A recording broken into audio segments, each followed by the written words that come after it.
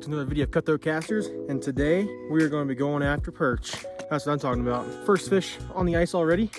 It's just a little guy, probably about 6 inches or so. Good start to the day. It's been very requested that I do a perch catch and cook for you guys. Not the easiest thing to do in western Colorado, since there's not very many perch fisheries that are, worthwhile. It's been requested, and so I'm gonna get out here and get it done for you guys. Stay tuned, we're gonna catch some fish. And that right there is what we're after. Is a pretty good perch for western Colorado, about 7.5 inches or so. So that's not too bad. So I'll kind of run you guys through kind of what I'm doing here. And yeah, so I'm in 4.3 feet of water, poking holes and looking for fish. So far we got a couple. I've got one on me right now. There we go. And I got him. That right there is another perch. Gotta be careful of perch because they got spines on their back. Them suckers will hurt. Look at that. That's perch number 3. That's our second kept for today. Yeah, perch has been hard to come by this year. And I love throwing them on tip-ups for those big lake trout, and taste absolutely wonderful. But we're gonna try to see if we can get good fish today and get a catch and cook going for you guys. And yeah, stay tuned. We got some pretty good fish so far. I'll show you guys what I'm using here. I'm using a white bloodworm imitation. And I just had that tipped with a tiny piece of mealworm. I'm dropping it down to the bottom. Little perches on the bottom, feeding off those little mealworms and bloodworms and bugs down there in the dirt. And I'm getting them to come up right off the bottom. A lot of times that's where I'll get that hit. If I get them to come up, 4 or 5 inches off the bottom, then they'll start to hit the lure much more frequently. And this one, I have this red one. So I'm gonna tip that with a mealworm. And I'm gonna alternate back and forth. And once we kind of nail down what those perch are keying in on, whether it's white or red, mealworm, no mealworm, bigger presentation, smaller presentation, then we can kind of dial in on them and start pulling them up every other cast. And perch is, it's a panfish, right? So it's important to try a bunch of different kind of colors because you don't know exactly what color of those minnows, or not minnows, but worms and larvae they're feeding on down there. So it's important to kind of give them a range of different kind of things, test and see which one works best for your home lake. There we go. There's another perch for you guys. This one's a little bit smaller. Not much meat on that guy, so we might throw him back. We'll toss him back. He's not very big. But 4th perch, I think I'm gonna go ahead and drill another hole, get the tent set up.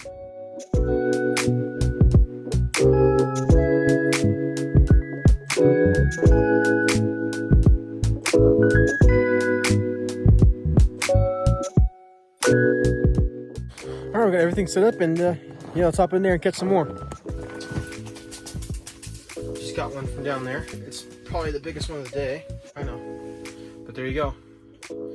There's another western Colorado, nice 6.5, 7-inch perch. We'll throw them on the ice and get some more. Drop this back down, and I'm in 4.5 feet of water right now. I'm being fairly quiet because those schools of perch can be pretty finicky sometimes. There we go. That's not a perch. That's not a perch.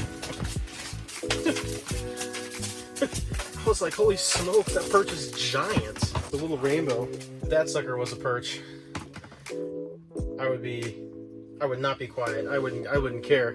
But yeah, a nice probably 13.5, 14-inch rainbow. Yeah, the rainbows and browns are mixing here too, feeding off those perch. So we'll get this cable back down and yeah, get some more.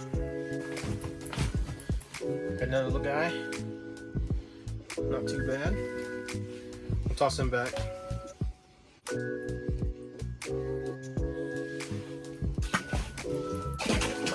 Nice. That's a good size, boy. Thought it was gonna be a giant. Not bad, guys. 13 inches. Not bad. We'll get that drop back down. There we go.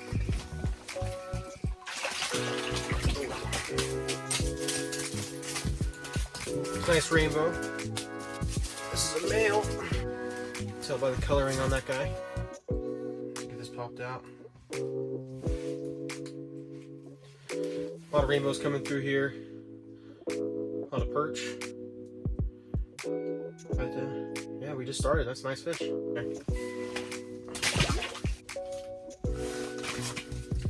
Okay. Here's a nice one. It's a chunky one.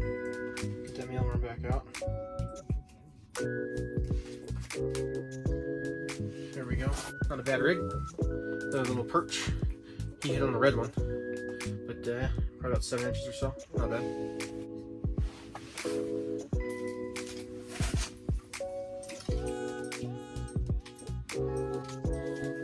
That's a good one. There it is.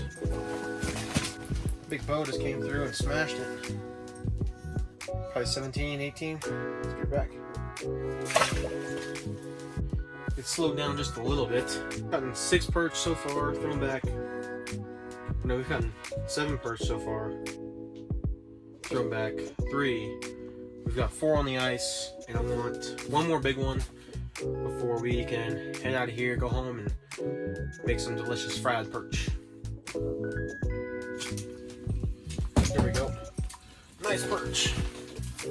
Perfect. Perfect. Look at that.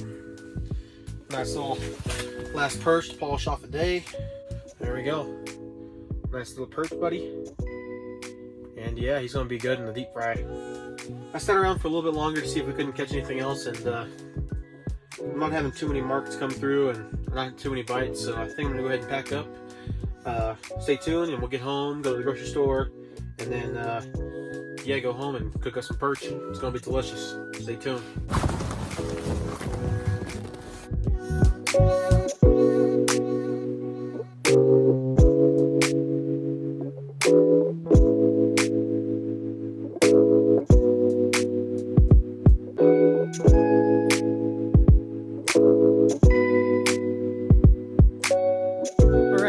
So you guys saw me packing up, and I pulled out one last fish, one last perch, and it's a nice one. It is easily the biggest one of the day. That is a nice perch right there. A Western Colorado jumbo. It's perfect timing. We're heading out. It's beautiful. We had this whole spot to ourselves for the majority of the day. But yeah, we're gonna head home, get these fish in the fridge, go to the grocery store and get what we need to fry them. And yeah, I think I'm just gonna do a normal flour fry. And yeah, stay tuned and we'll go eat some fish. All right, so we got our cutting board out now. We've got our bowl of cold water, and I'm gonna start filleting the fish. Gonna take the fillets right off just like normal, and then we'll throw them in a nice cold bath of cold salt water. These couple of ones are pretty big. That should be enough for lunch. So I'm gonna save a couple of these other ones. So here are the fillets, and I'm just gonna clean these up a bit in the water. And all I'm gonna do is I'm gonna empty this water, drain it, empty it again, drain it while I'm just moving around the fillets, keeping them moving, keeping them fresh. And I'm going to fill it up with water. I'm going to put salt in it, about 2 tablespoons of salt for every quart of water. So I'm probably going to do 2 quarts just to make sure it's nice and thick, nice and good. It'll clean that blood out, and that's why you like to soak fish. So we're going to pour our oil in. Right about there should be plenty. I use just about a half a thing of vegetable oil. I find vegetable oil has a pretty high smoke point, and they can really handle making nice crispy fish as opposed to soft, nasty, oil-ridden fish. We got our fry oil here. It looks hot enough, feels hot. A good way to test your oil is you can actually take a little pinch of flour, toss it in, and if it starts to foam, then you're good to go. We might give this oil another 30 seconds or so. All right, so our oil is now up to the temperature we want. We want it to be at about 350 to 365 degrees. We'll give it one more stir around in this bag so the fish are nice and coated. And we're gonna just take piece by piece, throw them in there. The oil looks to be perfect.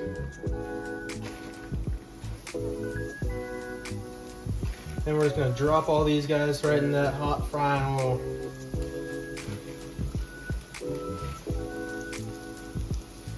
If the oil is too cold, it'll come out soggy. If it's too hot, it'll burn the outside flour coating before it is able to cook the fish properly.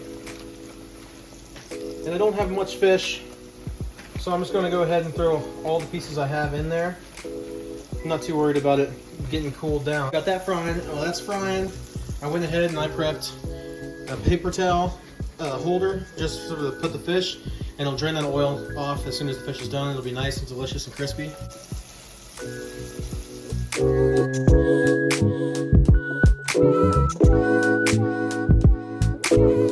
So this fish is getting close. I'm just gonna give it one more simmer, get it all onto this side. Because now it's deep frying, it's all submerged. Perfect, it's getting all nice and crispy. It works really good for just reaching in there and getting the fish out of the deep fry. I got that all oiled up, looking good. You don't want to overcook fish. If you overcook fish, it'll be way dry, especially if you fry it. It'll be a dry fry, and no one likes that.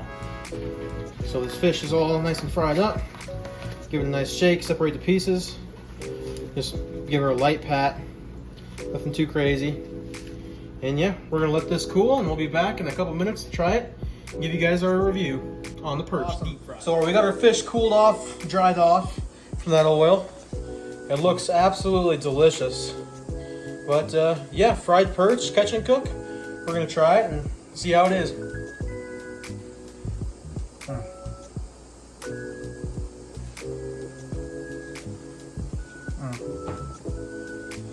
That is absolutely delicious.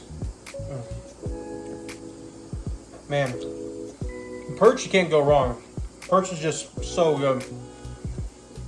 Well, I'm gonna sign off. I'm gonna eat the rest of this, and I'll catch you guys on the next one.